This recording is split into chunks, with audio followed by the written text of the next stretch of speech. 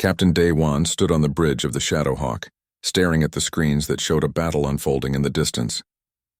His ship floated in complete silence, hidden from every sensor in the system. The crew worked quietly around him, their faces lit by the soft glow of their instruments.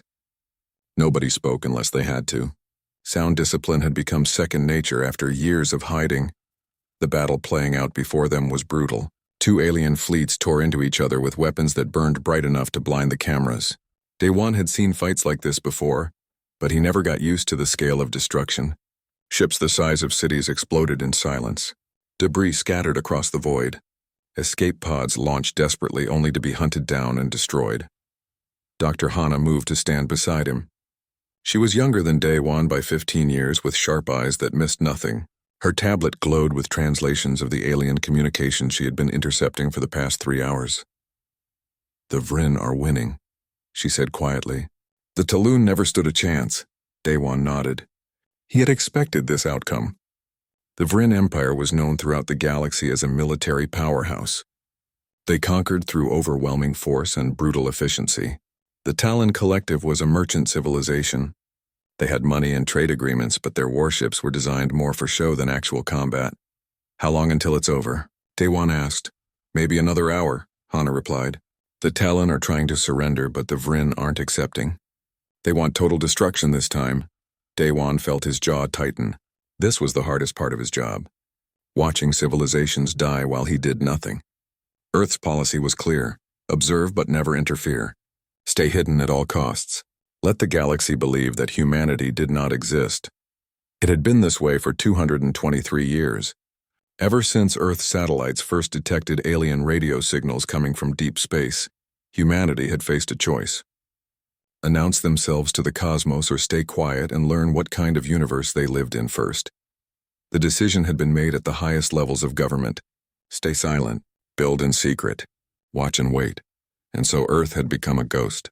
All radio transmissions were carefully controlled. Ships were designed with stealth technology that made them invisible to every known detection method.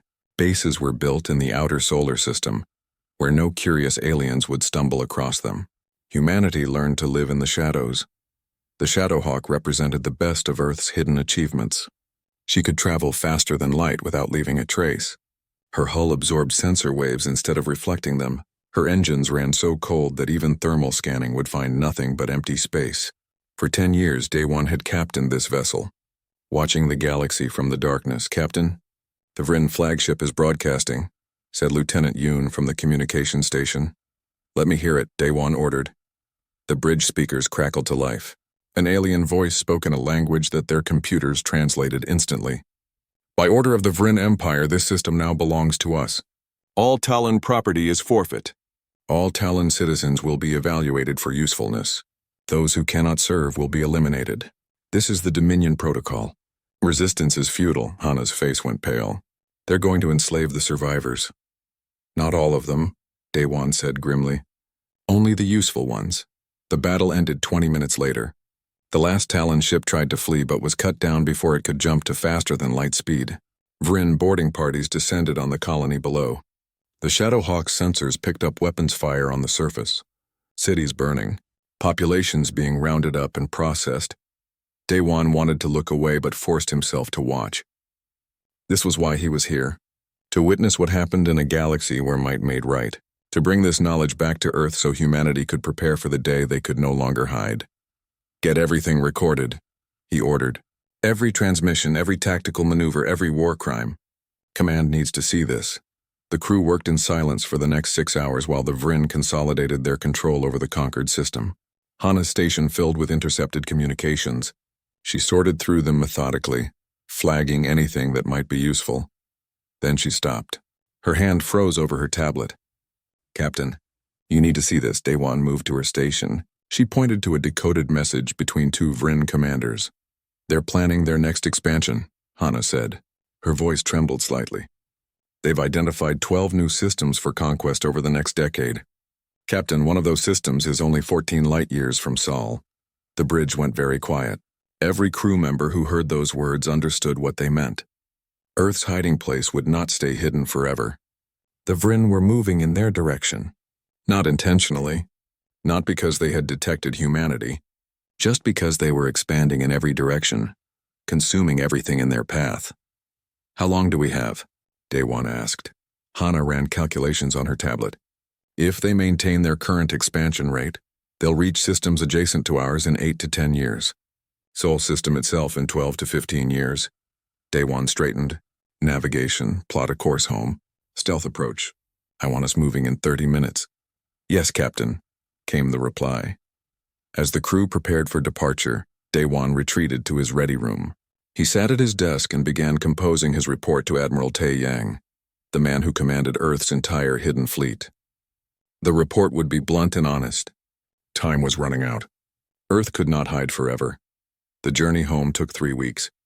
The Shadowhawk moved carefully through occupied systems, avoiding patrol routes and sensor stations. When they finally reached the outer edge of the Sol system, Day1 felt a weight lift from his shoulders. Earth hung in the distance like a blue jewel, still safe and unnoticed. Admiral Tae Yang met them at Outpost Phantom, a massive station hidden inside a hollowed-out asteroid in the Kuiper Belt. The Admiral was old, his hair completely gray, his face lined with decades of responsibility. He had been the architect of Earth's stealth doctrine. Some called him paranoid, others called him humanity's savior. They met in a secure conference room. Day1 presented his findings. Videos of the battle, translations of Rin communications, strategic analyses of their military tactics, and finally the expansion plans that put Earth directly in the Vrin's future path. Tae Yang watched everything in silence. When the presentation ended, he sat back in his chair and closed his eyes. I knew this day would come, the Admiral said quietly. I always knew we couldn't hide forever. The galaxy is too small and we're too close to active expansion zones. What are your orders, sir? Day1 asked. The Admiral opened his eyes. They were hard and determined. We prepare for war. We've had 2 centuries to study combat without fighting. Now we'll see if theory matches reality. Earth will not be conquered. We'll step out of the shadows when we're ready, not when someone forces us. Hana spoke up from where she stood by the wall. Admiral, perhaps we could make peaceful contact. Explain that we're here, that this is our home. The Vrin might listen to reason. Tae Yang looked at her with something like pity. Doctor, did you watch the same battle I just saw? The Vrin don't negotiate with species they consider weak. They only respect strength. If we reveal ourselves now, they'll demand submission. And when we refuse, they'll come with everything they have. So we wait for them to find us? Hana asked. No, Tae Yang said. We prepare. And when they come, we'll show them that humanity is not weak.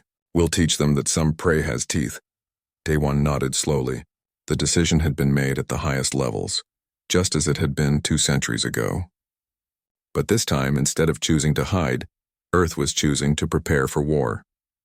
The Shadowhawk departed Outpost Phantom the next day, heading back into the darkness. There were more systems to scout, more intelligence to gather.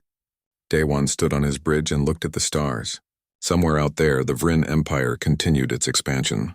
They had no idea that they were moving toward a species that had spent 200 years learning how to fight from the shadows. Earth had lurked in the darkness for so long. Soon the galaxy would learn what happens when you knock on the door of a world that had been preparing for this moment since the day they first heard voices in the void. 5 years had changed everything. The Kuiper Belt now held 30 hidden stations instead of just 5. Automated factories churned out warships in the darkness beyond Neptune. Earth's population had been quietly informed that first contact was coming, though most people still went about their daily lives in blissful ignorance of how close war actually was. Commander Bo-Ra floated in zero gravity inside the cargo bay of a stealth transport. Around her, 20 members of the Shadow Corps checked their equipment one final time. They wore black combat suits designed to absorb every wavelength of light. Their weapons were custom-made, silent, and deadly. Each soldier had trained for this mission for 6 months. 5 minutes to target, the pilot announced over the comm. Bo-Ra pulled herself to the front of the bay and looked at her team. They were young, all volunteers, all aware they might not come back. The Shadow Corps was Earth's newest military branch. They specialized in operations that officially never happened. Remember the plan, Bo-Ra said. We go in silent. We download everything from their data cores. We plant the surveillance packages. And we leave without anyone knowing we were there. If something goes wrong, if we're discovered, we do not get captured. Understood? 20 voices answered in unison. Understood, Commander. The transport approached the Vryn listening post slowly. The station hung in orbit around a dead moon, its sensors constantly scanning nearby systems for any signs of activity. According to Earth's intelligence, this particular station had recently detected gravitational anomalies in the direction of Sol's system. The Vryn suspected something was hidden out there but didn't know. What Bora's mission was to find out how much. They knew and make sure they never learned more. The transport docked with the station's maintenance airlock. The connection was so gentle that no alarms triggered. Bora's team moved into the station like ghosts, their magnetic boots making no sound on the metal floors. They had studied the layout of these stations for years. Every corridor, every room, every security system had been memorized. 2 Vryn guards stood at an intersection ahead. They were tall creatures covered in dark scales with 4 arms and eyes that could see in multiple spectrums. They looked dangerous. They were dangerous. But they weren't looking in the right direction. Bora signaled her team. 2 soldiers raised their weapons and fired. The guns made only the softest hiss. Both guards dropped instantly, tranquilized darts in their necks. The team caught the bodies before they hit the floor and dragged them into a storage closet. Team 2, proceed to the communications hub, Bora whispered into her comm. Team 3, secure the data core. Team 1, with me to the commander's office. They split up. Bora led 6 soldiers through the winding corridors of the station. They encountered 3 more guards, all of whom were neutralized silently. Within 20 minutes, Bora stood inside the station commander's personal office, plugging her tablet into his computer system. Data flowed across her screen. Reports, sensor logs, analysis documents. She copied everything while her team stood guard outside. One file caught her attention. It was marked as high priority, sent directly from Vryn military intelligence. The file contained gravitational sensor readings from dozens of systems. Someone had noticed patterns, anomalies that didn't match natural phenomena. The analysis concluded that an unknown civilization was using stealth technology somewhere in this region of space. They had narrowed the location down to a handful of star systems. Sol was one of them.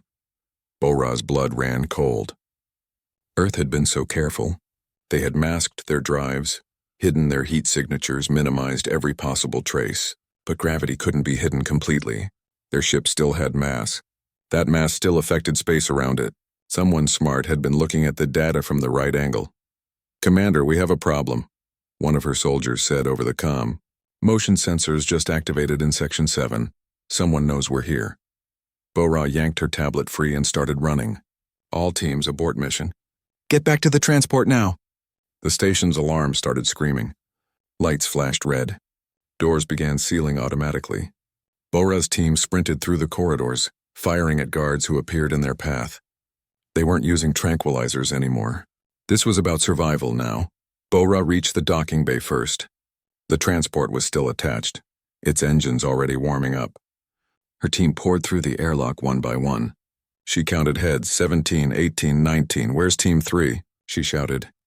Cut off in the data core section, someone answered. They can't reach us. Bora made a split-second decision.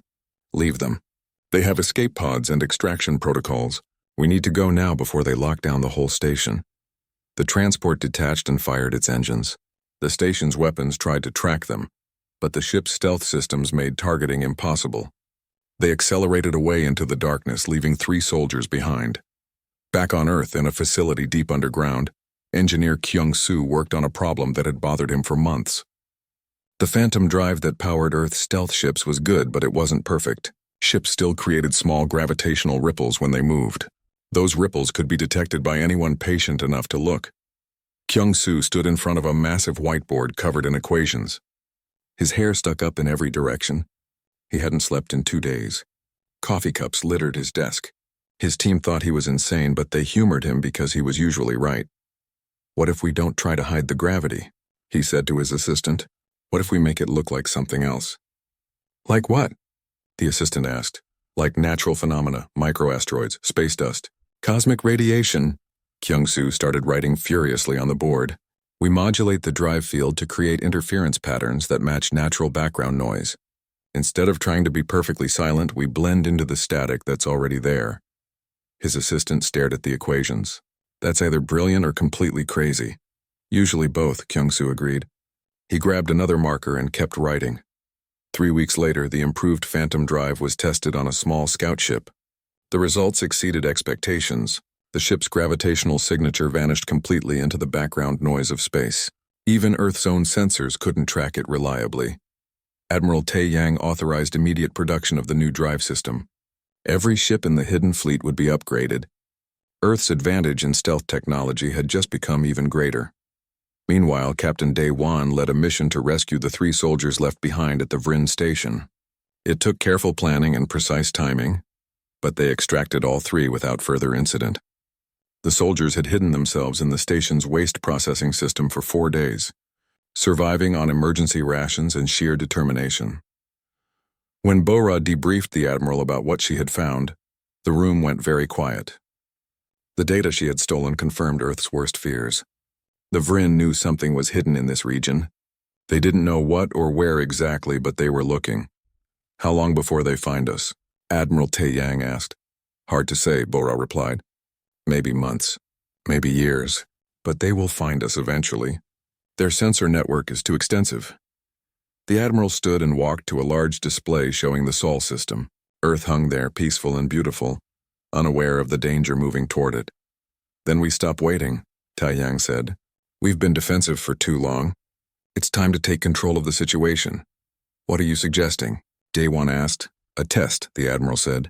The Vrin have a scout fleet heading in our direction. 5 ships. They'll reach the edge of our system in approximately 3 months. I'm proposing we let them come. Everyone in the room looked at him in shock.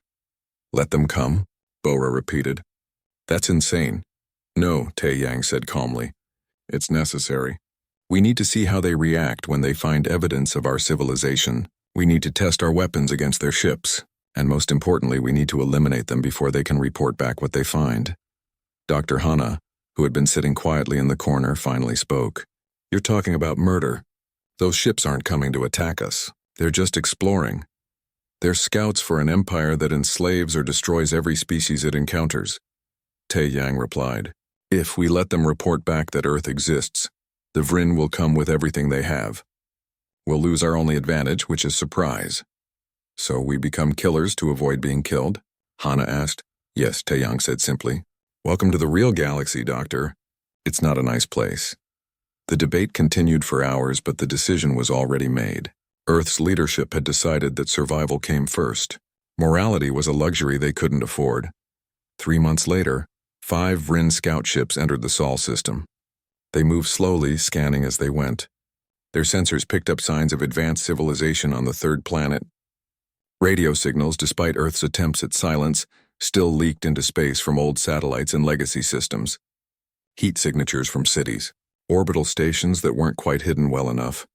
The Scout Fleet commander immediately prepared a message to send back to Vrin Command. They had found it, the source of the gravitational anomalies, an unknown species on a planet they called Earth. Before the message could transmit, 5 Vrin ships exploded simultaneously. President Jiwoo stood in the emergency command center, 200 meters below the surface of Earth. Around her, screens displayed information from every corner of the Sol system. The news was not good. 47 Vrin warships had just entered the outer system. This was not a scout fleet. This was a battle group. How long until they reach Earth orbit? She asked. General Sung Ho, commander of the Orbital Defense Network, checked his display. At their current speed, 18 hours. They're not trying to hide. They want us to know they're coming. Jiwoo was 54 years old and had been president for 6 years. She had prepared for this moment since the day she took office, but preparation and reality were very different things. Her hands wanted to shake. She kept them steady through sheer force of will. Options? She asked. Admiral Tae-yang stepped forward. We can destroy them. Shadow missiles, surprise attack, same as we did with the scouts. They'll never see it coming. We take out the entire fleet before they get close enough to threaten Earth. And then? Jiwoo asked. What happens when this fleet also disappears? The Vrin will send a bigger one, and another after that. We can't hide after we kill 47 ships. We were never going to hide forever, Tae-yang said. This is the war we've been preparing for. Jiwoo turned to Dr. Hana, who served as the chief advisor on alien affairs. What's your recommendation? Hana took a deep breath. We make contact. On our terms. We show strength but offer dialogue. The Vryn respect power. If we reveal ourselves as equals, not as hiding prey, they might negotiate. Or they might see it as an opportunity to study our defenses before they attack, Taiyang countered. Perhaps, Hana admitted, but at least we tried. At least we didn't become murderers just because we were afraid. The room went quiet. Everyone knew she was talking about the scout ships that had been destroyed 3 months ago. That decision still haunted many of them. Jiwoo made her choice. We contact them, prepare a message. We announce ourselves as the human race of Earth and we tell them this is our home. We invite them to talk, but we make it clear we won't be pushed around. Madam President, Taiyang said urgently. That's a mistake. We're giving up our greatest advantage. Our greatest advantage is that they don't know what we're capable of, Jiwoo replied. They still won't. But they'll know we exist and they'll know we're not afraid. Send the message. 10 minutes later, every Vryn ship in the system received the same transmission. It was broadcast in their language, translated perfectly, delivered in a calm but firm voice. This is President Jiwoo of Earth, speaking for the human race. You have entered our star system without permission. We are aware of your presence. State your intentions or withdraw immediately. We do not seek conflict, but we will defend our home. The Vryn fleet stopped moving. For 3 hours, there was silence. Earth's military forces went to full alert. Weapon systems powered up. Ships moved into defensive positions. Everyone waited, then the reply came. The voice was deep and rough, translated by Earth's computers into something humans could understand. I am War Master Torvik of the Vryn Empire. We did not know this system was inhabited by a space-capable species. Our scouts disappeared in this region. We came to investigate. You claim this is your home. Prove you have the strength to hold it. In the command center, General Sung-ho swore quietly. That's a challenge. They want us to demonstrate our military capability. Then we demonstrate, Jiwoo said. She turned to Commander Bora, who had been standing quietly to the side. Commander, show them what we can do. But don't kill anyone, Bora smiled coldly. Understood, Madam President. 30 minutes later, a shadow missile launched from a hidden platform in the asteroid belt. The Vryn fleet detected nothing. Their sensors showed empty space. The missile traveled through their formation, passing within meters of several ships. Still, they detected nothing. The missile reached the far side of the system and detonated against a small moon that had been abandoned for centuries. The explosion was visible across the entire system. The moon, already dead and airless, split apart. Massive chunks of rock tumbled away in every direction. The message was clear. Earth could have destroyed every ship in the Vryn fleet without them ever knowing the attack was coming. But they had chosen not to. War Master Torvik understood immediately. He had been a military commander for 30 years. He knew a demonstration of power when he saw one. These humans had weapons his sensors couldn't detect. They could strike from any direction without warning. And they were offering him the chance to leave peacefully. His pride wouldn't allow him to simply withdraw. The Vryn Empire did not retreat from unknown species. But he was also practical. Fighting an enemy he couldn't see would be suicide. Humans of Earth, he transmitted. Your strength is noted. The Vryn Empire offers alliance. Send representatives to our homeworld. We will discuss terms of cooperation. In the command center, Hana shook her head. That's not an offer of alliance. That's a trap. They want to get our diplomats into their territory where they can be controlled. Probably, Jiwoo agreed. But we still have to respond. What do you suggest? Hana thought for a moment. We send diplomats, but on our own ship. We demonstrate faster than light travel, which shows we're advanced. And we send a military escort that stays hidden. If it's a trap, we spring a trap of our own. Jiwoo nodded. Make it happen. 2 weeks later, a human diplomatic vessel entered Vryn space. The ship was sleek and beautiful, designed to impress. Inside were 12 diplomats led by Dr. Hana herself. She had volunteered for this mission, despite knowing it might be dangerous. Following the diplomatic ship, invisible to every Vryn sensor, came 3 warships commanded by Captain Daewon. They would stay hidden unless needed. But if the Vryn tried anything, they would learn that threatening human diplomats was a very bad idea. The Vryn homeworld was impressive. a planet slightly larger than Earth, covered in vast cities and military installations. Orbital platforms bristled with weapons. The message was clear. This was the home of a warrior race. The human ship landed at the designated coordinates. Hana and her team stepped out wearing formal diplomatic attire. They were met by a delegation of Vryn warriors, all heavily armed, all watching the humans with suspicious eyes. War Master Torvik himself greeted them. He was enormous, over 2.5 meters tall, covered in scarred scales that spoke of many battles. He looked at Hana and her small team with something like amusement. "You are smaller than I expected," he said. "We find that size isn't everything," Hana replied calmly. "Intelligence and technology matter more." Torvik's expression shifted slightly. Was that respect? Hard to tell with an alien face. The negotiations took place in a massive hall designed to intimidate visitors. Vryn nobles watched from elevated platforms. Guards stood at every entrance. Hana felt like she was being judged by predators deciding if she was food or something to fear. War Master Torvik laid out the terms. Earth would join the Vryn Empire as an allied state. Humans would provide technology and soldiers for Vryn military campaigns. In exchange, Earth would receive protection and access to Vryn territory. Hana listened to all of it. Then she said one word. "No." The hall went completely silent. Vryn nobles leaned forward on their platforms. Guards gripped their weapons more tightly. War Master Torvik's 4 hands curled into fists. "You refuse the Empire's generous offer?" he asked, his voice dangerously quiet. "We refuse to be anyone's auxiliary force," Hana said firmly. "Humans govern themselves. We fight our own battles. We make our own choices. We're willing to establish diplomatic relations with the Vryn Empire as equals, but we will not submit to anyone." Torvik stood slowly. His full height was terrifying. "The galaxy does not work that way, human. The strong rule. The weak serve. This is the Dominion Protocol. Every species understands this." "Then let me explain something about humans," Hana said, standing her ground despite her fear. "We've been watching the galaxy for over 200 years. We've seen your Dominion Protocol. We've seen how you treat species you consider weak, and we decided that we would rather die free than live as servants." "That can be arranged," Torvik growled. "Can it?" Hana asked. "You've seen what our weapons can do. You know we can strike without being detected. Are you really prepared to fight a war against an enemy you can't see? An enemy that's been studying your tactics and strategies for centuries? We know everything about how the Vryn fight. You know almost nothing about us." Torvik stared at her for a long moment. Then he did something unexpected. He laughed. It was a harsh, barking sound, but it was genuine laughter. "You have courage, little human, and you're right. Fighting an invisible enemy would be costly, but the Empire cannot allow disrespect to go unpunished. If we let you refuse our offer, others might think they can do the same." "Then we're at an impasse," Hana said. "Yes," Torvik agreed. "Which means there will be war." Hana had expected this.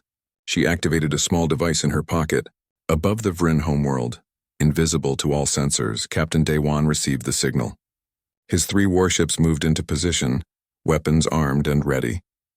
"Before you commit to war," Hana said, "let me show you something."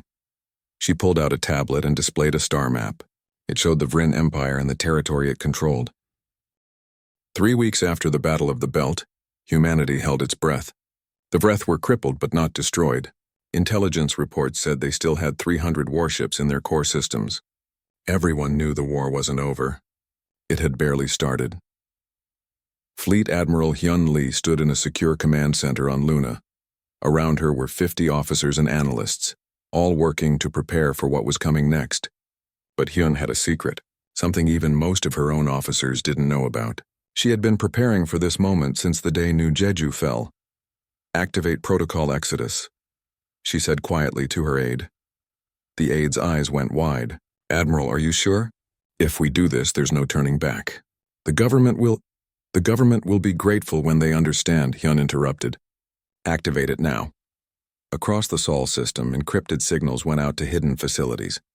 Locations that didn't exist on any official records. Shipyards buried in asteroids, construction platforms hidden in the shadow of Jupiter, assembly stations disguised as mining operations. All of them received the same message: it's time. Show them what we built. Captain Taehyung-an was recovering on Earth from his injuries at New Seoul. He had been in the hospital for 2 months. His body was healing, but his mind was still scarred. He had watched a planet die. He had lost friends and family.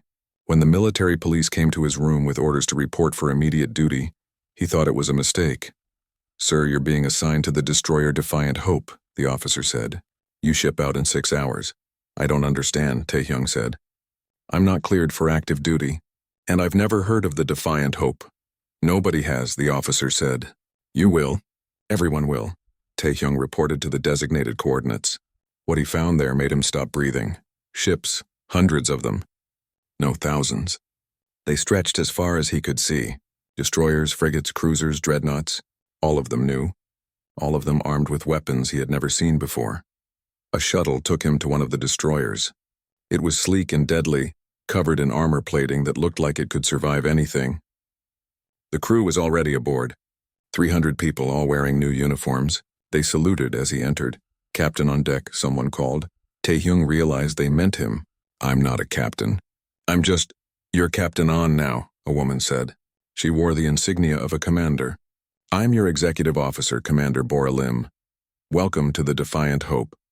We've been training on this ship for 18 months in simulators. Now we finally get to see the real thing." 18 months? Taehyung said. "But these ships, when were they built?" While everyone was watching the Battle of the Belt and crying about our losses, humanity was building something else, Bora said. Admiral Hyun called it insurance. We called it impossible. Either way, here we are. Taehyung looked out the window at the fleet. "How many ships?" 2,300 warships, Bora said. "Give or take. We call it the impossible fleet." On Earth, the government was in chaos. The civilian leadership had just learned about the fleet. They were furious. Councillor Ji Ho-nam stood in the assembly chamber, shouting at a video screen showing Admiral Hyun. "You built a secret fleet? You used resources that should have gone to rebuilding our colonies. Do you understand what you've done? This is a military coup." "This is survival," Hyun said calmly. "The Vreth still have 300 ships. If we wait for them to attack again, we lose. So we're not waiting. We're going to strike first." "Strike first?" Jiho's face was red. "You mean invade? You want to attack the Vreth homeworlds?" "Yes," Hyun said. "And we're going to occupy them. We're not coming back. We're taking their territory and making it ours." The chamber erupted in shouts. Half the assembly supported Hyun. Half wanted her arrested. The arguing went on for hours. Finally, the Speaker of the Assembly called for order. "This decision is too important for politicians," she said. "We're going to hold a vote. Every human alive gets to decide. Do we authorize the offensive or do we seek peace?" The vote took 3 days. 4 billion humans cast their choice. When the results came in, it was close. 57% voted to authorize the offensive. 43% voted for peace. It was enough. Councillor Jiho gave one final speech before resigning. "We have voted to become conquerors. History will remember this. I pray that one day our children will forgive us." Before he left, he added one condition to the authorization. If the Vreth offered surrender, the fleet had to accept. Admiral Hyun agreed. The impossible fleet departed Seoul in 3 waves over 6 days. Each wave had over 700 ships. Captain Taehyung stood on the bridge of the Defiant Hope as his ship prepared to jump. He recorded a message that would be transmitted back to Earth after they left. "My name is Taehyung An. I watched New Seoul burn. I lost my family and my home. Today I'm going to make sure that never happens to anyone else. We're not monsters. We're not conquerors. We're just people who learned a hard lesson. In this galaxy, you're either strong enough to protect what you love or you lose it. History will judge us, but there will only be a history if we win." The jump engaged. 2,300 warships vanished into faster-than-light travel. Their destination was the Vreth home system, 42 light-years away. They arrived with weapons armed and shields up. The Vreth homeworld was a large planet covered in biomechanical cities. Orbital platforms surrounded it.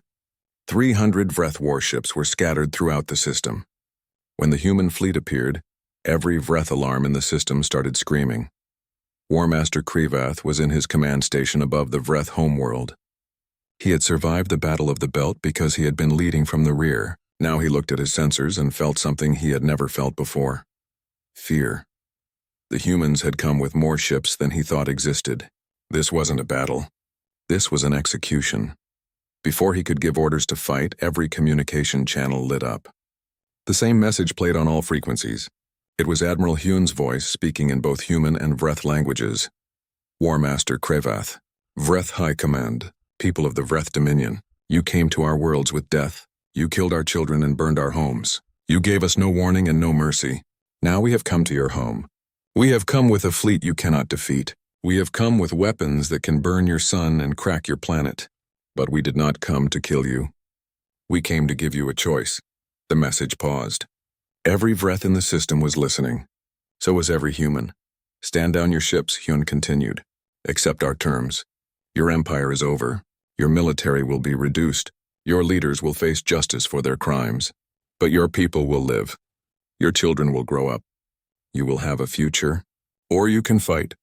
And if you fight, we will ensure that history remembers the Vreth Dominion the way we remember New Jeju. As ash in memory, you have 6 hours to decide. The communication ended. Silence fell across both fleets. Captain Taehyung waited on his bridge. His weapons officer asked if they should prepare to fire. Taehyung shook his head. We wait. If they want peace, we give them peace.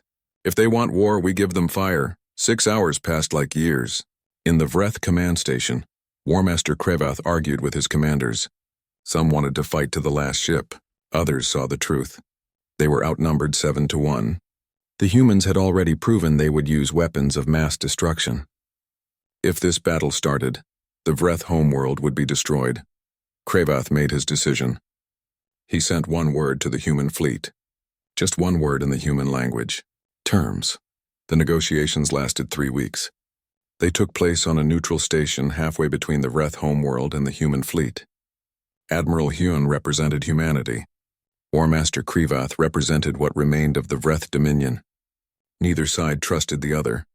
But both sides wanted to survive. The final treaty was harsh. The Vreth Dominion was dissolved. Their military was reduced to 30 ships for defense only. Their leaders who had ordered the attacks on human colonies were handed over for trial. Vreth worlds became protectorates under a joint human-Vreth government. It would take decades to build real peace. Maybe longer, but it was a start. 5 years later, a memorial was built on Earth. It was a wall of black stone 10 meters tall and a kilometer long.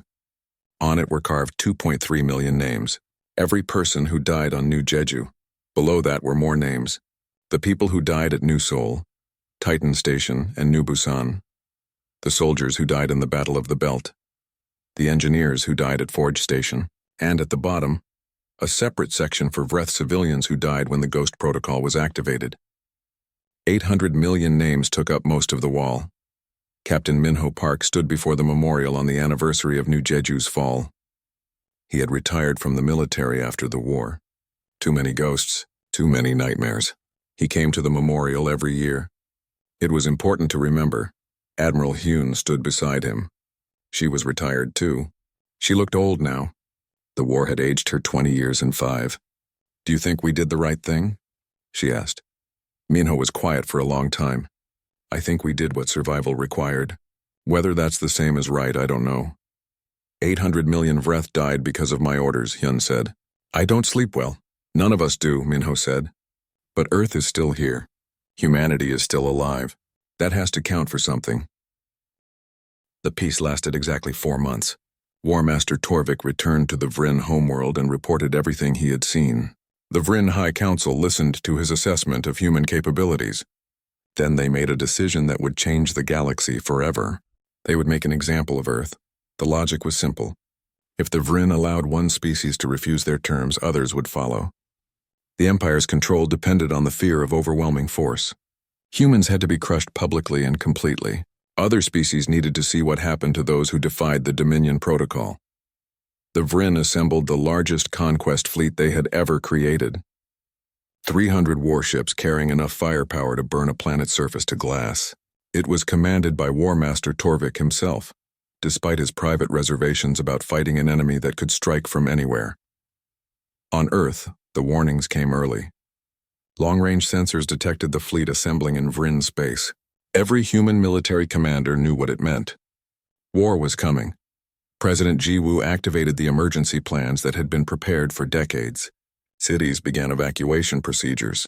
Civilians were moved to underground bunkers that had been built in secret. Orbital stations that couldn't be hidden well enough were abandoned. Everything valuable was moved to the outer system where it could be protected. Admiral Taeyang wanted to meet the Vrin in open battle, show them that humanity could fight ship to ship and win, but he was overruled by Fleet Admiral Myung-hee, a brilliant tactician who had different ideas. "We don't fight their way," Myung-hee said at the strategy meeting. "They expect a traditional battle. Ships facing ships, firepower against firepower. They're stronger than us in that kind of fight. So we do what humans have always done best. We adapt, we improvise. We fight smart instead of fighting fair." "What are you suggesting?" Ji-woo asked. "The Phantom War," Myung-hee replied. "No direct engagements. No honor, no warning. We turn space itself into a weapon. We make them afraid of the darkness." The Vrin fleet entered Sol system 3 weeks later. 300 warships moved in perfect formation, sensors sweeping in every direction. They expected resistance. They found nothing. No defending fleet rushed to meet them. No orbital platforms fired warning shots. The system seemed empty except for Earth itself, hanging vulnerable in the distance. War Master Torvik stared at the tactical display, confused and suspicious. Where was the human military? Where were the weapons that had destroyed a moon so easily? Were they hiding, or had the humans already fled? "Advance to Earth orbit," he ordered. "Maintain battle formation. Stay alert." The fleet moved forward. Still nothing happened. They passed the orbit of Mars. Then they entered the asteroid belt between Mars and Jupiter. That's when the war began. 3 Vrin ships exploded simultaneously. Shadow missiles had been waiting in the asteroid field, impossible to detect.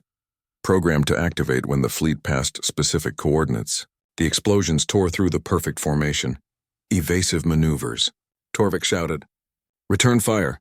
But there was nothing to return fire at. The missiles had come from empty space. Sensors showed no ships, no launch platforms, nothing. 2 more ships exploded, then 4 more. The Vrin fleet scattered, breaking formation, trying to avoid an enemy they couldn't see. Officers shouted conflicting orders. Sensors swept frantically for targets that weren't there. Above the chaos, watching from a cloaked position thousands of kilometers away, Admiral Myung-hee smiled grimly. Phase 1 complete. Begin Phase 2. Throughout the asteroid belt, Engineer Kyung-soo's latest invention activated. Ghost mines. Thousands of them, scattered across millions of cubic kilometers of space, all completely invisible. They didn't have large warheads. They didn't need them. Each mine was designed to attach itself to a passing ship and burn through the hull with a focused plasma torch. The Vrin fleet started taking casualties from an enemy they never saw. Ships reported hull breaches, atmosphere venting, systems failing, and sensors still showed nothing but empty space and asteroids. "This is madness," a Vrin commander shouted over the tactical channel. "We're being destroyed by ghosts." "Pull back!" Torvik ordered. "Retreat to the outer system. Regroup and reassess." The fleet withdrew, leaving 12 destroyed ships floating among the asteroids. They had been in Sol system for less than 6 hours, and had already lost 4% of their forces without firing a single successful shot in. Returned Commander Bora watched the retreat from her position aboard a stealth corvette. Her team had been preparing for the next phase. Now it was time to strike. "Shadow Corps, you are cleared for boarding operations," Admiral Myung-hee transmitted. "Make them paranoid." Bora's corvette approached the Vrin fleet silently. It matched speed with one of the larger warships and attached itself to the hull like a parasite. Bora and her team cut through the outer armor and infiltrated the ship. They moved through the corridors like ghosts, silent, invisible in their light-absorbing suits. They planted false evidence of sabotage. They accessed computer systems and introduced subtle errors that would cause equipment failures. They opened airlocks in empty sections, making the crew think they were losing atmosphere to battle damage. Then they left, vanishing back to their corvette before anyone knew they had been there.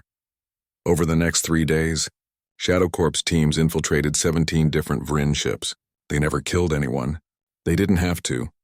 The psychological effect was much worse than casualties. Vrin crews started seeing threats everywhere. Every system malfunction seemed like sabotage.